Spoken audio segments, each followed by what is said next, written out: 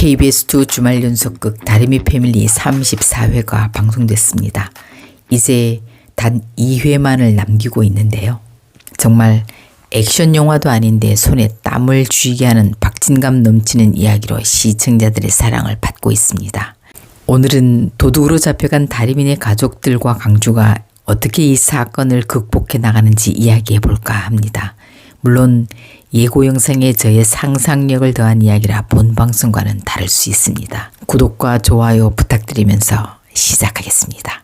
지난 34회에서는 드디어 다리미네가 지연의 요구로 동네를 떠나게 됐습니다. 생업이던 세탁소는 폐업하고 40년 살던 동네를 떠나자니 길레와 만득은 막막해집니다. 특히 먼저 간 아들이 영정사진을 붙들고 이사가도 제삿날 잘 찾아올 수 있겠지? 라고 말하며 울던 엄마 길레의 모습은 눈물 없이 볼 수 없는 장면이었고 시청자들에게 깊은 울림을 주었습니다.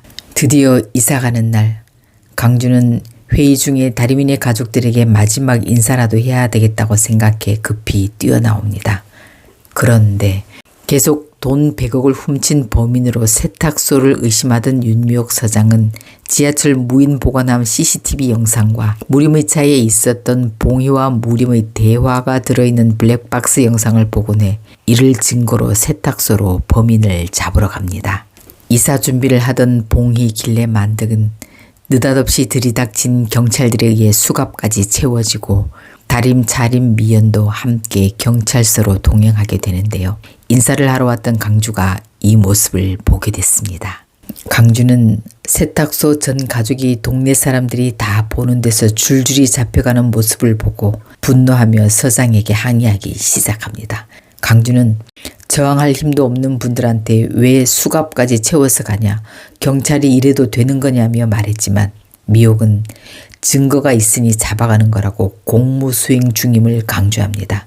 강주는 여러 가지 말로 부당함을 항의하고 자신이 그 돈을 묻는데 함께 했다고 말하자 그럼 증거 은닉죄로 공범이 되는 거니 강주도 함께 가야 한다고 말해 결국 강주도 다리미 옆에 앉아 함께 경찰서로 연행되게 됩니다. 경찰서로 간 가족들은 차례로 조사를 받게 되고 다리미는 이게 다 제 눈 수술비 때문에 벌어진 일이라고 선처를 호소합니다.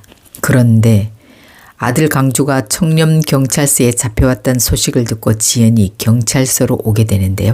지연은 아들이 또 이 세탁소 집과 사건에 연루돼 화가 나 처음엔 내가 왜 합의를 해주냐고 펄펄 뛰지만 결국 아들을 구하기 위해 합의서를 써주게 됩니다. 그래서 돈을 훔치는 역할에 직접 가담한 만득, 길레, 봉희를 제외한 다리민의 다른 가족은 일단 풀려나게 됩니다. 드디어 의악산 100억 절도 사건 재판날 만득, 길레, 봉희는 초범이고 피해자가 처벌을 원하지 않는 점, 또 이들이 돈을 돌려주기 위해 애쓴 점, 남기둥이 나서서 받아온 청렴동 골목 이웃들이 탄원서 등이 반영돼 집행유예를 받고 풀려나게 됩니다. 한편 드디어 지연은 기다리던 돈을 받게 돼 아들 강주와 저축은행에 그 돈을 저금하러 가는데요. 그런데 돈가방을 강주차에 싣는 모습을 대문 앞에서 캐피털 3인조가 보고 있습니다. 성운 일당들은 양길순이 죽어가면서 주려고 했던 저 돈을 지연으로부터 빼앗아 밀항선을 타고 이 땅을 뜨기로 벌써 계획이 다 되어 있는 상태입니다. 강주의 차를 바짝 따라붙던 캐피털 3인조는 거북길에서 고의로 강주의 차를 들이받고 그 돈가방을 훔쳐 달아나려고 하는데요.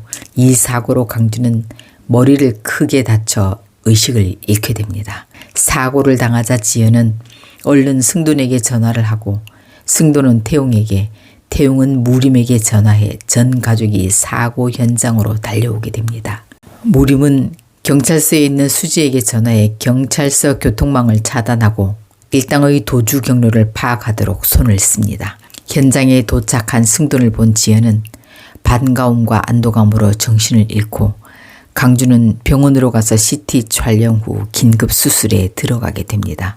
승돈과 태용 그리고 다리민의 전 가족들이 강주의 수술이 잘 되길 기다리며 복도에 쭉 서 있습니다. 승돈이 들어가라고 해도 가지도 않고 마치 가족이 된 듯한 든든한 느낌입니다. 그런데 수술 도중 의사가 나와서 환자가 출혈이 너무 심해서 수혈이 필요한데 병원에 지금 혈액이 부족해 O형 혈액이 필요하다고 말합니다.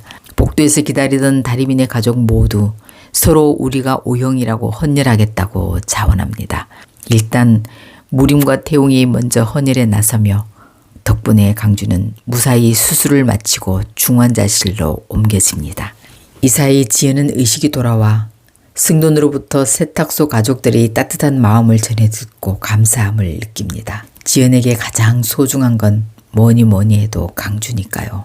지연은 속으로 생각합니다. 강주가 이래서 세탁소 사람들을 좋아했구나.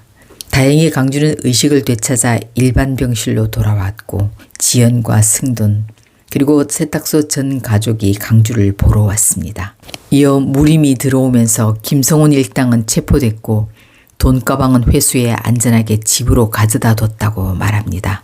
그때 지연이 드디어 용기 내 머리를 숙이며 말합니다. 그동안 모질게 굴어 미안했습니다. 그리고 이번에 정말 고마웠습니다. 지연의 인사를 받자 세탁소 가족들이 어찌할 바를 몰라 다들 머쓱한 표정이 됩니다. 그때 태웅이 말합니다. 다리미만 여기 남겨두고 우리 모두 나가죠. 강주가 태웅에게 눈을 찡긋하며 윙크로 답합니다. 모두 나가자 다리미는 강주에게 키스하며 고마워 이렇게 깨어나줘서 널 다시는 못 볼까봐 무서워 죽는 줄 알았어. 새하얀 시트에 두 사람의 눈물이 떨어집니다. 여기까지 들어주셔서 감사합니다. 다음 회에서는 어떤 이야기가 펼쳐질지 여러분의 생각을 댓글로 남겨주세요.